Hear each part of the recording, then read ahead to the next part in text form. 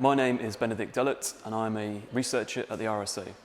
We've just launched a new report looking at the growth of so-called makerspaces. These are open access workshops that allow people to make all manner of different things, everything from jewellery to furniture to ceramics to electronics. And one of the explanations that people put forward for the growth of makerspaces is that it's a cultural phenomenon. It's a hobbyist craze driven by DIY and craft enthusiasts. And that's partly true, but what we say in our report is a more profound analysis. We say that makerspaces and the broader making movement is perhaps a response to technological upheaval. We did a survey with YouGov that found about 43% of people feel confused by the pace of technological change and struggle to keep up.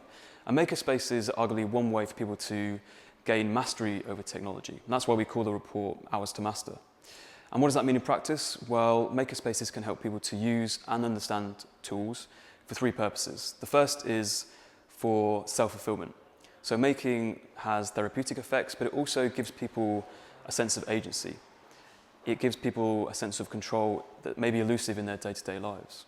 The second is around learning. So most makerspaces offer classes and they provide lessons to their users in everything from 3D printing to Arduino, Raspberry Pi, throwing clay, all different types of things.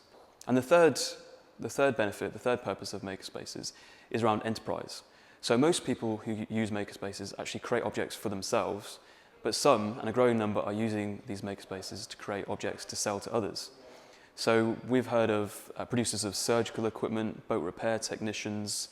We've heard of camera designers who are using makerspaces to create prototypes of products that they then make elsewhere en masse. There is another way, perhaps a more profound way, that makerspaces have an impact on society, and that is by changing people's worldview. So yes, makerspaces are places to craft things, but they're also places to experiment with new ways of living, to prototype new ways of living. So for example, you have MadLab in Manchester that runs workshops on how to eco-retrofit houses. You have a ZB45 makerspace in Amsterdam that runs monthly meetups to talk about technology, surveillance and censorship.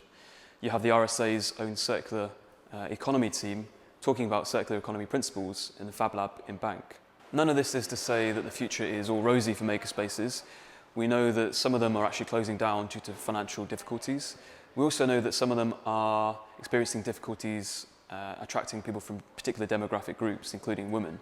The main dilemma facing makerspaces is whether they can respond to those challenges while retaining the values that they were founded upon. So for example, should they accept funding from external sponsors, particularly large businesses, if it means them eroding their independence and autonomy? Can they, for example, keep with their distributed model of governance and involve users and makers in the decision making while still keeping the organisation functional? Why does any of this matter? What's so significant about people coming together to fiddle with electronics, to craft furniture, to mend clothing? From the outside, it looks very trivial, but to the makers involved, it has a profound impact on their lives. The maker movement is really all about people taking matters into their own hands and working on very practical projects that have a tangible impact on themselves. And the writer Matt Crawford in the US has a great phrase. He calls it a stoic revolution that is resolutely this worldly.